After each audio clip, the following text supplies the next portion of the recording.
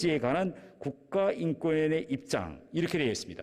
그 주문 내용에는 민간단체 혹은 민간인의 대북전단 활동은 헌법상의 기본권인 표현의 자유에 속하는 것으로서 국가인권위원회는 정부가 북한의 위법 부당한 위법을 명분으로 민간단체 혹은 민간인이 정당한 대북전단 활동을 단속하거나 저지하게 한 조치를 취해서는 안 된다는 의견을 표명한다.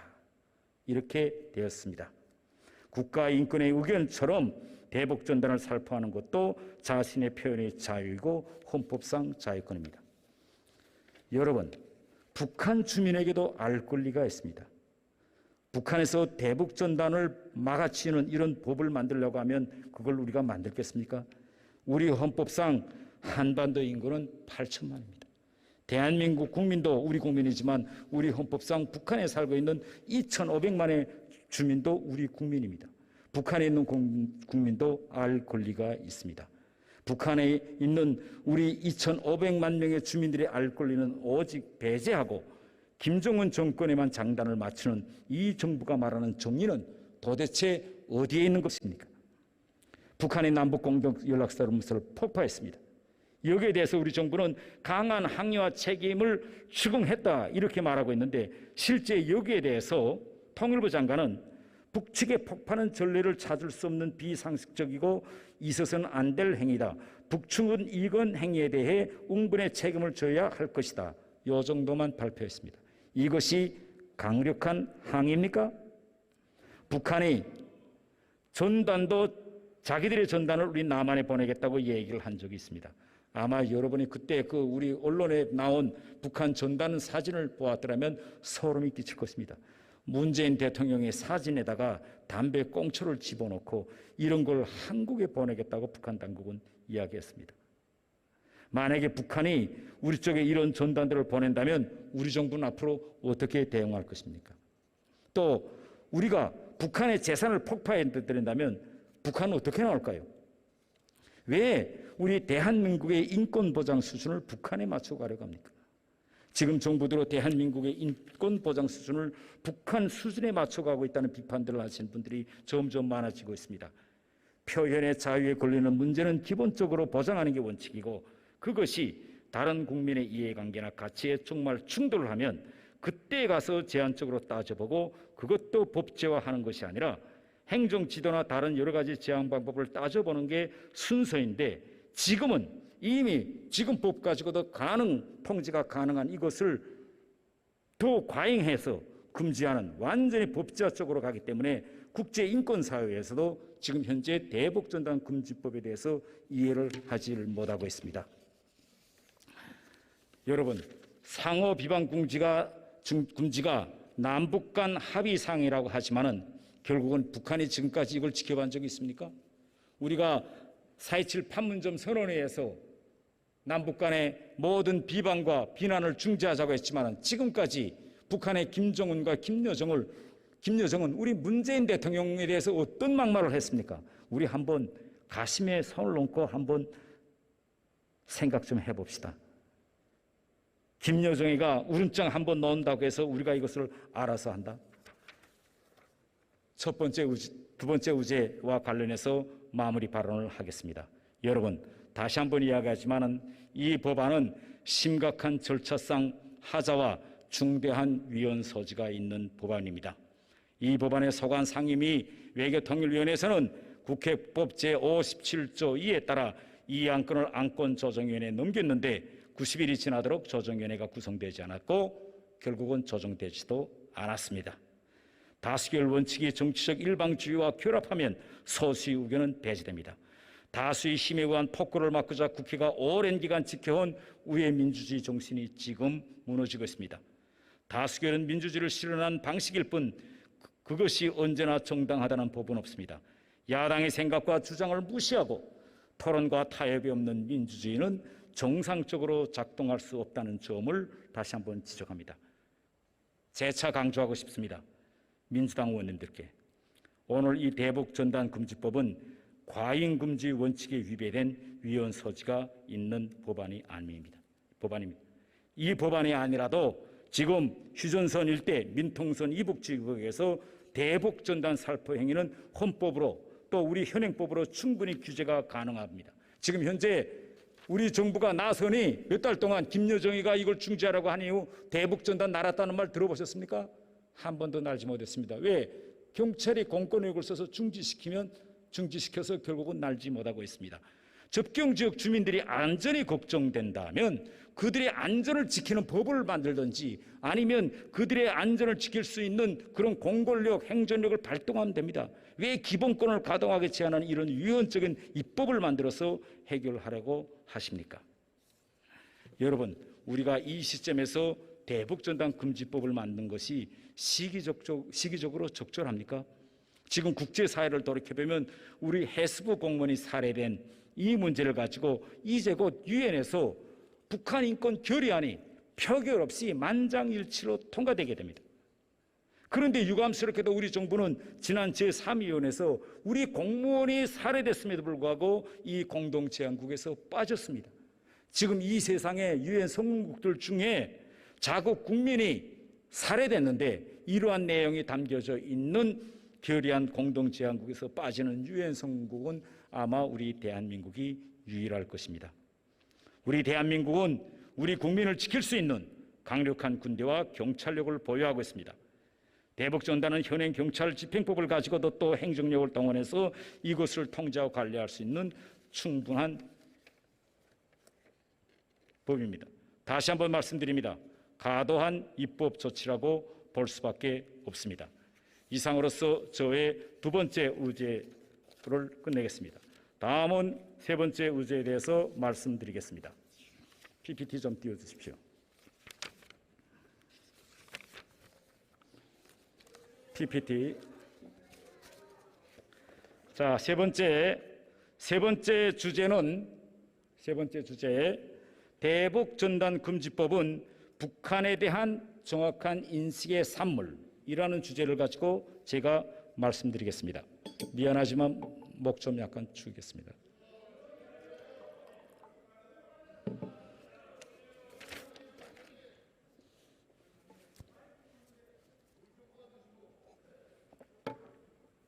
이 주제에 대해서 제가 말씀드리기 전에 우리가 북한에 대해서 알아가는 데서 견제해야 할 원칙이 있습니다. 바로 우리 남북관계의 진전과 남남 갈등의 해소 방도를 찾고 북한의 실체적 진실을 객관적으로 긍정적으로 보는 마음을 가져야 합니다. 자신이 듣고 싶은 것만 보고 또 보고 싶은 것만 보고 생각하고 싶은 것만 생각하는 이러한 것은 자제해야 됩니다. 이분법적인 사고, 진보 아니면 보수의 시각에서 벗어나야 합니다. 진정으로 북한 주민을 위한 또 그들에 대한 배려가 무엇이고 북한에게 필요한 것이 무엇이며 한반도의 평화와 통일을 위해 필요한 것이 무엇인지 우리가 알아가는 것이 중요합니다. 현상적인 이해에서 발성 배경적인 이해가 필요합니다. 여러분에게 한 가지 사진을 좀 보여드리겠습니다. 지금 여러분이 화면을 통해서 보시는 사진이 지금 3개가 올라와 있습니다.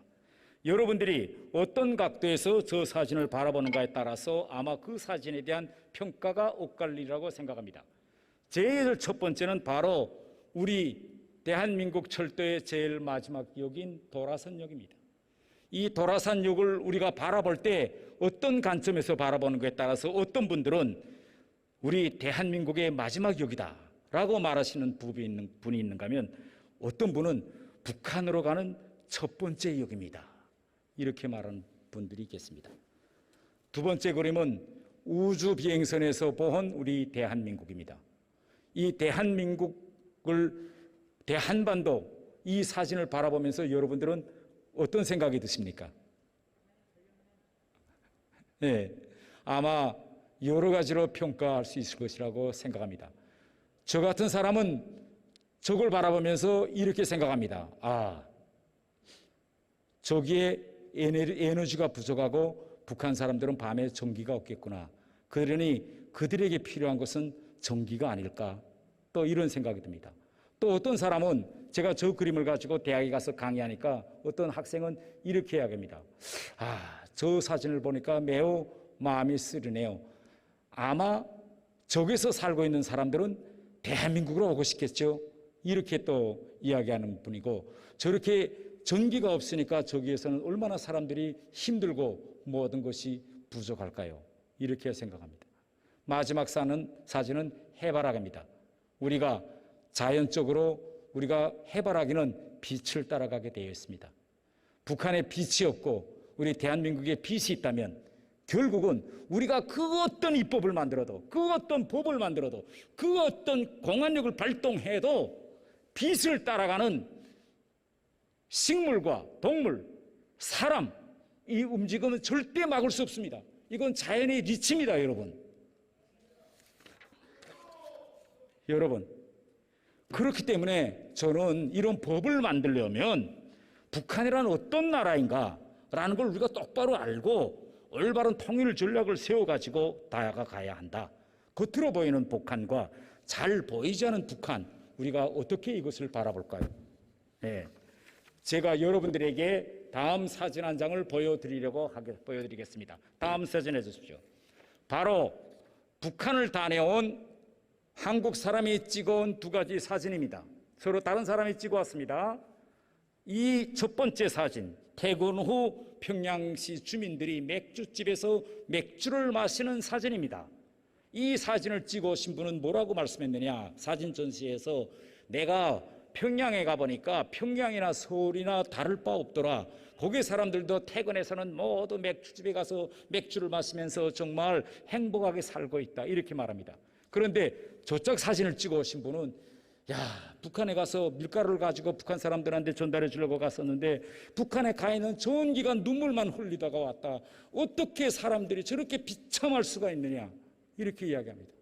여러분, 이것이 바로 지금 우리가 보고 싶은 것만 보고 듣고 싶은 것만 듣고 생각하고 싶은 것만 생각하는 이런 생각이 이런 오늘과 같은 이런 현상에 오고 있습니다. 북한을 다녀온 사람이 저 사진을 찍어온 사람이 인터뷰에서 이렇게 했습니다. 평양에 가보니 서울과 다를 바 없다. 그런데 한국에 온 탈북민들은 북한을 너무 악마화한다. 태영호 같은 사람은 당연히 북한을 비난하지 않겠느냐. 거기서 왔으니 자기 전체를 증명하기 위해서. 저는요, 우리가 북한이든 어디든 그 어느 나라를 우리가 들여다볼 때는 항상 우리는 현상과 정책, 사회 구조 문제와 또 지도자와 주민 상호관계, 주민 상호간 관계를 구조적으로 복합적으로 들여다봐야 합니다. 북한의 문제점은 뭐냐? 북한의 문제점은요, 바로 사회주의 공산주의 건설이라는 외피를 쓰고 노예 왕조를 만든 것입니다. 여러분 휴대폰을 가지고 있으면 휴대폰 내부에 들어가서 노예란 어떻게 정립되어 있는가 한번 쳐보세요. 노예란 이렇게 말합니다. 우리 21세기의 노예란 자체 생존에 필요한 자기 생산수단이 없고, 북한 사람들 생산수단이 없습니다. 인간으로서 기본적인 권리나 자유가 없어서 자기 의사나 행동을 주장하지 못하고, 북한 사람들이 지금 딱 이래요. 셋째, 인간 상호간 인격의 존엄성마저 줘버리면서 어떤 목적에 얽매인 사람. 넷째, 남이 호의에 의해서만 살아갈 수 있는 사람이 바로 21세기의 노예다. 이렇게 규정되어 있습니다. 자, 이 시점에서 우리가 이 세상에 인류 역사가 생겨서 국가들이 어떻게 나오고 있느냐, 우리 한번 역사를 뒤돌아봅시다. 국가라는 것이 종교를 기초로 해서 수립되는 나라들이 있습니다. 이슬람교 나라들입니다. 또 우리와 같이 오랫동안 봉건 왕조를 걸쳐서 식민지도 됐다가 자유민주주의로 오는 나라들이 있는가 하면 이념을 기초로 해서 생겨난 나라들도 있습니다. 바로 레닌이 역사상 처음으로 소비에트 러시아라는 나라를 출현시켰습니다. 이것이 바로 공산국가입니다. 그런데 우리가 지금 여기서 대한민국의 문제점은 뭐냐? 북한을 공산국가로 바라보겠느냐 안 바라보겠느냐 이겁니다. 여러분은 어떻게 생각하십니까?